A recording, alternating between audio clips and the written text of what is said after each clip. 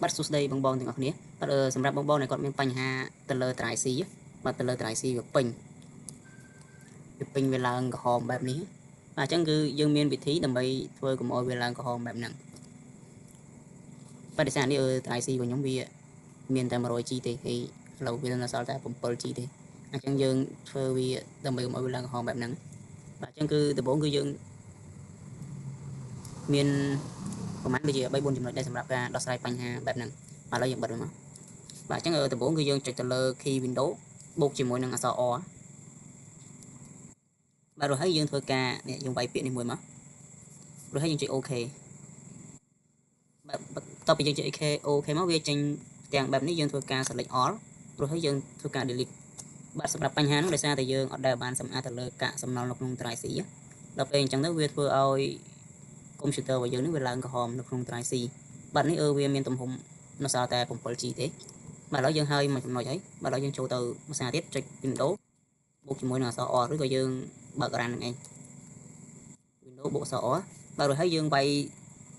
សញ្ញាភាគរយបែបនេះមកនេះយើងវាយតាមហ្នឹងណាបាទrồiហើយយើងចុច OK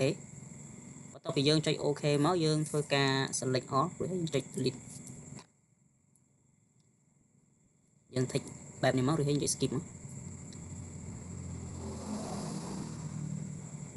បាទនេះដោយសារយើងលុបអត់អស់ដោយសារតែយើងបើកកុំព្យូទ័រហ្នឹងប្រើប្រាស់ហើយយើងបើកទៅលើកម្មវិធីផ្សេងៗដល់ពេលអញ្ចឹងទៅវាអត់អាចលុបអស់ទេដោយសារវាមានកម្មវិធីខ្លះនិង file ខ្លះវាបើកដំណើរការអញ្ចឹងយើងអត់អាចលុបអស់ទេអញ្ចឹងដើម្បីធ្វើការលុបឲ្យអស់យើងបើកកុំព្យូទ័រមកយើងចាប់ផ្ដើមធ្វើការសម្អាតវាភ្លាមអាហ្នឹងมันវាអាចអស់តែវាមិនអស់ទាំងស្រុងទេវាតែវានៅសល់1 2 ហ្នឹងបាទឥឡូវយើងធ្វើឲ្យ2ចំណុចហើយបាទឥឡូវនេះយើងចូលមកកន្លែងនេះមក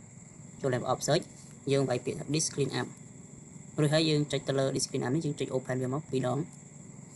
rồiហើយយើងចុច OK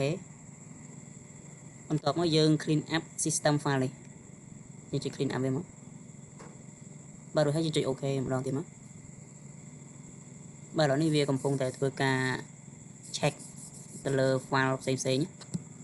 យើងត្រូវរងចាំវាសិនបន្ទាប់ពីវា check ឲ្យអស់ហើយឃើញថានេះការសំណល់របស់យើងវាមានទំហំដល់ទៅ 6G អញ្ចឹងបើសិនជាយើងអត់ដែលសម្អាតទេវានឹងស៊ីកាន់តែច្រើនទៀតនៅក្នុង drive C ហើយវាធ្វើឲ្យ drive C របស់យើងហ្នឹងវានៅសល់ space តិចមែនតើបាទនេះឥឡូវនៅសល់តែ 6G ទេដោយសារតែយើងបើកប្រើមិញហ្នឹងឥឡូវយើងចុចបិទវាមកបាទឥឡូវនេះយើង take វាទាំងអស់ហ្នឹងណាបាទដូចជានេះ0ដល់នេះយើងមិនបាច់ take ក៏បានដែរប៉ុន្តែនេះវា take ឲ្យយើងដោយស្វ័យប្រវត្តិ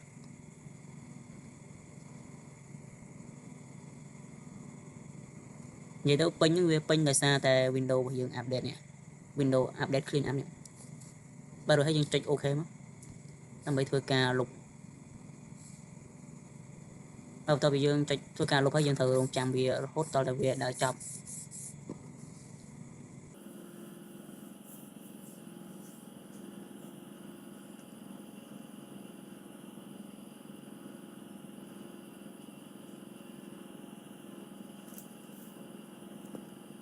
បាទសម្រាប់ការ Disk Clean Up នេះក៏ដូចជាការសម្អាតកាកសំណល់ផ្សេងៗនៅក្នុង drive C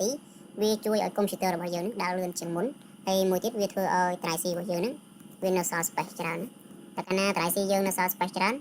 កុំព្យូទ័រយើងក៏វាដើរស្រួលទៅតាមនឹងដែរហើយបើចេញដល់ឡើងក្រហមបែបនេះហើយការប្រើប្រាស់កុំព្យូទ័រវាដំណើរការអត់ស្រួលទេហើយមួយទៀតការផ្ទុកឯកសារបងប្អូនមិនបាច់ទុកនៅក្នុង download ឬក៏ document អីទេសម្រាប់ការផ្ទុកឯកសារយើងមិនបាច់ទុកនៅក្នុង download document និង desktop បាទនៅលើ screen នេះយើងមិនបាច់ផ្ទុកទេតែកាលណាយើងផ្ទុកនៅលើ desktop ក៏ដូចជា download អីហ្នឹងអាហ្នឹងវាធ្វើឲ្យពេញទៅលើ drive C នេះហើយបាទនេះដោយសារតែទំហំកាកសំណល់វាច្រើនបាទឯង clean នេះWindows Disk Clean Up នេះវាដល់ទៅ 6G អញ្ចឹងសម្រាប់ការលុបគឺវាចំណាយពេលយូរបន្តិចបន្ទាប់ពីវា download វាធ្វើការលុបហើយអញ្ចឹងកន្លែងនេះវានឹងឡើងមានពណ៌ក្រហមហើយវាឡើងពណ៌ខៀវវិញដោយសារតែយើងធ្វើការសម្អាតកាកសំណល់ក៏ដូចជា Disk Clean Up នៅក្នុង drive C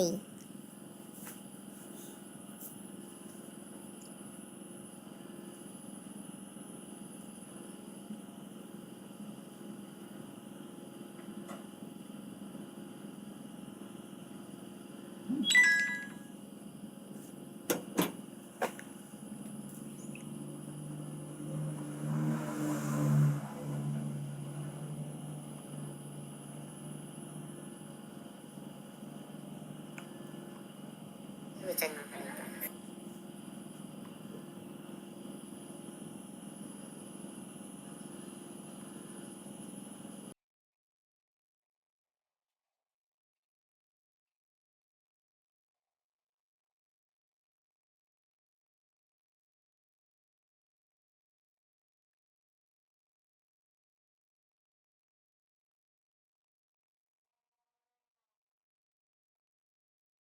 bắtបន្ទាប់ពីយើង discrete up ហើយឥឡូវវាដល់